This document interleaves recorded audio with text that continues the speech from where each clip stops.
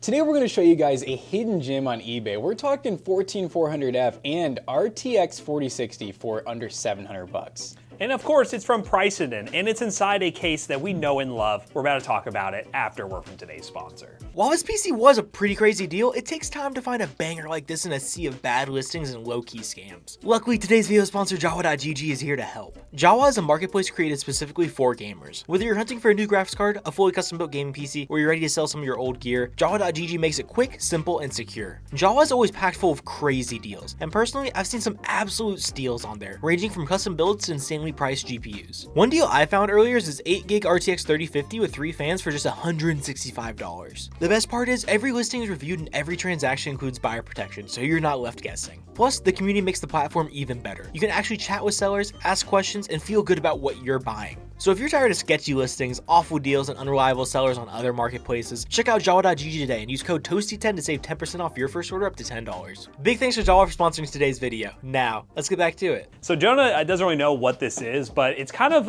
it's one of those things where we're coming back to our roots a little bit. The Victus 15L is back in the office, Jonah. It's here, and it's actually a really good deal, by the way. 680 bucks, as Jackson mentioned. Okay, let's pause for a second. Anywho, we paid $680 for this PC, RTX 4060, i5 14400F, 16 gigs of DDR4 memory, a 1 terabyte NVMe SSD, and yeah, 680 bucks. It is important to mention with all these deals, and I think right now it is still in stock, but by the time the video goes live, that may change. I shared this all over our social media before I even bought it. I shared it on Discord, I shared it on Twitter. Follow us on all those platforms if you want to get access to these deals ahead of time because, well, they sell out sometimes before the video goes live, but you can still get these deals. We're not just buying them all up. We're letting you guys buy them too. Yeah, and we're not buying all of them. We bought one. This is the only one we have, just so you guys can see how it performs. Yep, this one, it's interesting. It's like, it's an HP, no, it's not. It's just an HP sticker on it, but it does say refurb. Professionally refurbished. Yeah, so professionally refurbished, which we've bought a lot of stuff from Precedent. I mean, they sell a lot of refurb stuff, but it says it's grade A. So I guess that means it's probably pretty nice. Yeah, Precedent is, we've actually talked to them before. Nothing really went anywhere with it, but we've talked to them about like showcasing some of their systems more on the channel. And for the most part, they just have connections with HP, some other bigger ones, where they get all the stuff sent into them, all the refurbished stuff that HP gets back that they're just like, hey, we just need to get rid of now. Sends it to them at a great price, and then they can sell it to the customer like us. Yeah, a lot of the really big names out there, they're not going to resell them. I mean, Acer's one, though. Acer does a lot of refurb. They do. I feel like HP, Lenovo, all those, they don't really usually sell their own stuff. I think they have like their own like refurbished department, which they just don't invest into. All right, so we get our keyboard and mouse. Let's go ahead and get the desktop out, and then we'll check out the keyboard and mouse. I mean, it's a little bit like uncovered, but it looks about stock HP, like how they would ship it. Sorry, so you see, if you look at the camera footage, you'll notice this piece of cardboard slipped out. Probably due to the bag, not, you know. Well, this is a good segue. I saw you put on the Trello card talking about nothing can destroy an HP. We did that video where we absolutely abuse an HP.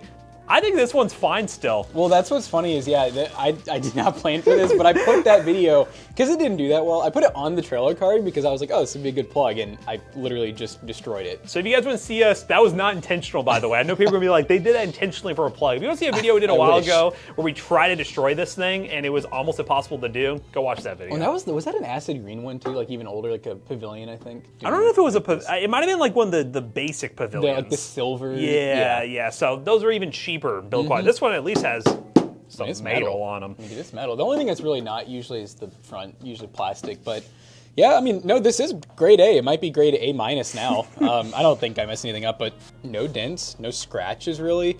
A couple of like scuffs. I mean, that just came off. So yeah, it looks pretty good. I like how they put the specs here. So they clearly are a somewhat bigger company, where they got barcodes to scan and everything. But the specs look like they line up. So let's open it up. Yeah, let's see what we have. Check out the mouse and keyboard too. Oh yeah, mouse and keyboard real quick. Just so you guys know, I'll go ahead and grab a screwdriver. All right, so these are the OEM. I guess no one opened them, or they probably have so many of these lying around.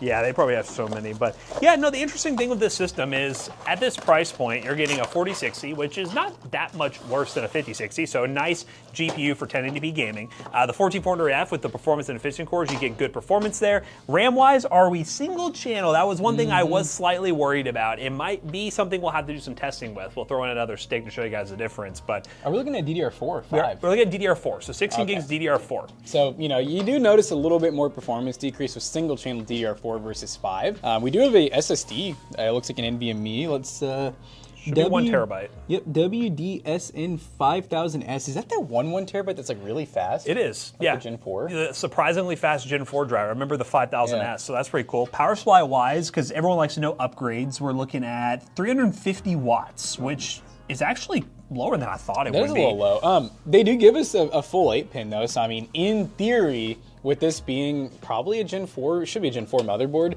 I mean, you could do like a 5060, even like a 5060 Ti, just something that needs one 8-pin. 9060 XT be kind of cool. Yep. And you shouldn't get any major bottleneck on the system. Yeah, because again, that CPU is really solid. I probably would just consider the CPU kind of like the last ditch effort at that point. I wouldn't try upgrading CPUs because sometimes these motherboards, again, the biggest issue with these is you kind of want to treat these like consoles. There is some stuff you can salvage from it, like the CPU, RAM, GPU, but everything else, just kind of think of it as a plug and play experience. Once it doesn't do the job you want it to do, it's probably time to sell it and move on to the next system.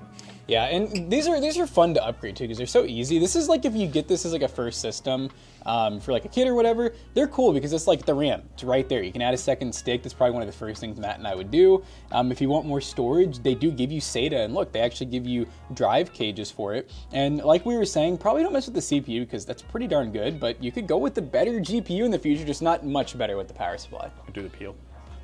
Ooh, is there still a peel?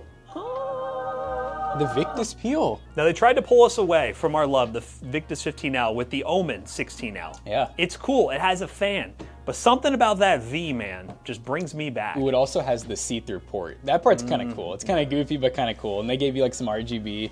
But these are just cheaper. I mean, this is $680 for a system that I think if we wanted to build right now, like you really can't buy a new 46. So let's say a 5060 system, we'd probably have to spend like 800 plus to get a balanced system. Pretty close with a 14400F and a motherboard and everything. So all in all, this is looking like pretty good value for the money, but of course we got a game on it, show you what it's all about, see if that single stick of memory is gonna be a problem, and then from there we'll probably do some upgrades if need be to show you guys the maximum potential of this PC with dual channel memory. All right, guys, we are playing Oblivion Remastered. We're at 1080p uncapped frame rate, and we're running medium settings. Now, we are running some ray tracing because, well, we got a decent ray tracing card here. Using DLSS on balance, and no frame gen at the moment, but don't worry, we'll try frame gen. And right now, Getting close. Oh, we're dipping a little bit. I'm make sure we're not still, I'll just run up this mountain, make sure not still you're loading in shaders and stuff, because this game does like to sometimes randomly do them in the game. I will say also, based on the fact we are running DLSS, so to be fair, that does lower GPU usage a bit, but based on the fact that our GPU isn't at 100%, our CPU isn't, we're probably bottlenecked by that single channel memory right now. It could be a single channel and 16 gigs, which right now it's showing only like 14 and a half being used, but obviously you're not going to get like a full 16 with Windows and everything. Yeah, we'll test both. We'll go ahead and run this with the single channel across the board, and then towards the end, we'll do some side-by-sides with some other games so you guys can see the upgrade or lack thereof. But I would imagine you would see a pretty decent upgrade going to 32 dual channel. Yes, good day, sir. Yes. All right, we'll see if we drop when we hit. Oh yeah, Ooh, we're getting into a couple lag spots when we're hitting these little Jonas. And this is a high-end game, obviously. Oblivion Remastered, really crazy on the hardware, especially when we have a slightly previous gen, I say the previous gen 40 series GPU that's just slightly worse in terms of ray tracing performance. And that forced ray tracing is going to impact some things a little bit. Which obviously, yeah, a lot of people like going and spending $680 on a PC are not trying to play like the highest in AAA titles. You're probably playing like indie games and the free competitive shooters, but let's go ahead and see if we can get a little more FPS using some frame gen. Yeah, baby. All right, so we're running the exact same settings. All I do is turn on DLSS frame gen. Nice. Just give it a second, really load up. Okay. All right. I think we can comfortably get at times close to double, but we're still dipping down randomly to like 70, which I think is the single channel RAM. Biggest thing to learn about FrameGen is if your base frame rate is already decent. So if we were at a lock 60 and we ran FrameGen, it'd be a very smooth, like 120 plus FPS, no problems. But if we're getting those stutters, FrameGen will still have those stutters because it's trying to generate within those stutters that are already happening. So FrameGen won't be a cure-all, but it does make it a bit smoother. Oh yeah.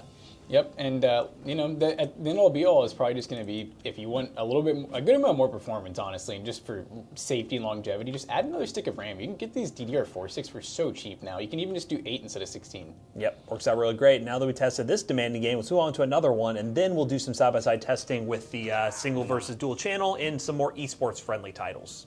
All right, guys, we're playing my favorite superhero game, Spider-Man 2. Currently running on high settings, 1080p with no upscaling. I imagine this is going to be quite difficult, and also the single-channel memory is probably going to still be an issue here.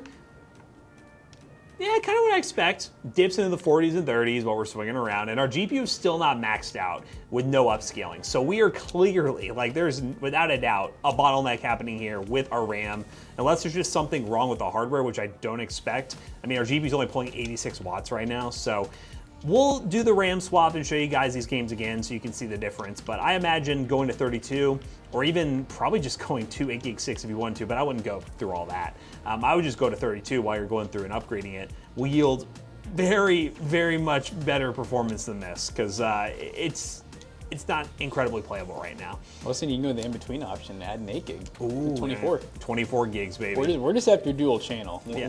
We're saving money. Yeah, you just want the dual channel, baby. You don't even need to do an upgrade if you don't want to too much. So it'll be interesting to see if that'll get our GPU to max out. There's times where it's getting close, but yeah, it was. I think I saw 96 watts, but yeah. I think this 4060, even in this HP, I feel like she would have hit like 130. I mean, yeah, I would think 130 for sure. All right, so we're gonna do some fighting here. I mean, swinging around the city is normally the most demanding part in this game. Once we teleported. Miles, what are you doing, Miles? My God. Hey, once you're in like actual fight scenes, not too bad, but it's Spider-Man. You're gonna want to swing around the city, and it's gonna definitely dip the FPS a bit here. We'll try some upscaling because we do have access to that. Let's go ahead and crash our head into the ground and go to settings here. And we are on high, which is a little aggressive, but you know what? With some DLSS, I think we'd be just fine. So we'll do DLSS, we'll do the transformer model, and we'll go performance. It's not gonna look amazing, but I bet it will make our FPS a little better. See, not dramatically better. That's what really shows me a lot of what we're dealing with is a bottleneck with this RAM. And I could be totally wrong. This could be just a foreshadowing to me being totally wrong if something else is going on here, but this should be a much bigger improvement running performance. So, you know what? We ran these benchmarks with the single channel memory. I think this is due for an upgrade. We'll run the dual channel, show you guys side by side what that looks like, and then we'll come to a conclusion about this PC. Is it good for 680? If it doesn't get any better, it might be a little questionable. There might be something else going on here, but gotta do those upgrades first, and then we'll come to a conclusion. All right, we just got done benchmarking, and we ended up actually doing a double benchmark run because we had to see what this PC would do with the RAM upgrade because, well, still single 16 gig stick. You got the capacity, but not the dual channel, and especially on DDR4, you get some big gains out of going with another stick of RAM. Not even really the capacity, just having dual channels so it can kind of add more FPS, and we definitely got more FPS. I went scrounging back at PC Bros, our PC business. I found a 3200 megahertz stick of 16 gigabytes of DDR4 that worked perfectly with this combo, and out of the box was running at its rated speed. Here's the benchmarks before and after. Now, before we ran Marvel Rivals 1080p medium settings with no upscaling, got an average of 59 FPS with a 1% low with 33. We also ran Rainbow 6X 1080p medium settings with an average of 230 FPS, a minimum of 144, and a max of 257. And our 3D Mark score was 10,082, which is a 7 cent per point score. But when we go dual channel, the Marvel Rivals benchmark gets a lot better. We end up getting an average of 87 FPS with a 1% low of 66. Rainbow Six Siege also sees an improvement at 279 on average with a minimum of 242 and a max of 317. And Spider-Man 2 on high settings native got a solid 60 FPS compared to what we saw before when doing the Let's Play benchmarks. And lastly, that 3D Mark score went up to 10,479, which is also a 7 cent per point score. So all in all, it was definitely worth getting the extra memory. It does bump the price up just based on average eBay pricing for just one of these sticks, about 30 bucks, which I think is well worth it. Still over $700. We're getting really good price to performance, but I want to hear from you guys. What do you think of this deal? Do you think the HP Victus 15L is worth it at this price point? But hurry up and use the link down below because stock might be out soon, and also join our Discord so you don't miss future deals like this. But we hope you guys enjoyed today's deal. If you did, make sure you check out our other two YouTube channels and also our twitch.tv/DustyBros, and don't forget to like, comment, and subscribe. We're falling apart, guys. We'll see you guys later. Goodbye. That rattling is just... Yeah, that rattling was driving me nuts. Speaking of rattling, we don't do that at PC Bros because we secure all of our side panels on our PCs and this one's gonna end up at PC Bros. You can buy it today with the upgraded RAM and a good customer support warranty, so you guys can feel confident with your purchase. PCBros.tech, use code ToastyBros on checkout. You will save 3% on your next purchase, and I promise you it's not broken after Jackson dropped it. See you guys later, goodbye.